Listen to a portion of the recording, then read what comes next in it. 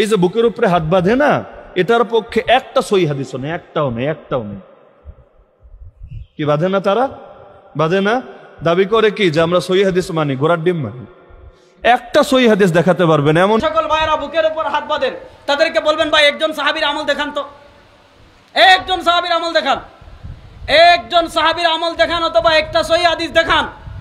পৃথিবীতে এমন কোন বাপের ছেলের জন্মই হয় নাই যে আমাদের সামনে এসে বুকের উপর হাত বাঁধার হাদিসকে সহি প্রমাণ করবে। তাকে আমি একটা হাদিসে জাস্ট বলছি, ইমাম মুনজিরির কিতাব আল আউসাত দ্বিতীয় খণ্ড 448 পৃষ্ঠা, আলী বিন আবি তালেবের একটা আমল বর্ণনা আছে যে আল্লাহ সাদরিহি তিনি বুকের উপর হাত বাঁধতেন, সনদ হাসান, সনদ সহিহ। এটাকে পারলে তুমি হাদিসকে জয়ী প্রমাণ করে দেখায়ো। একজনের আমল দেখতে যে একজনের দিলাম, কার? আলী বিন আবি তালেব, তিনি বলেছেন তার আমল, তিনি বুকের উপর হাত বাঁধতেন। ইমাম মুনজিরির আল আউসাতের মধ্যে সেই সনদে বর্ণনা আছে, যদি সত্যি তুমি বলেছো পৃথিবীতে এমন কোন বাপের বেটা যে নাই নাকি নাই যে দেখাতে পারবে না, বাপের বেটা দেখা আলো।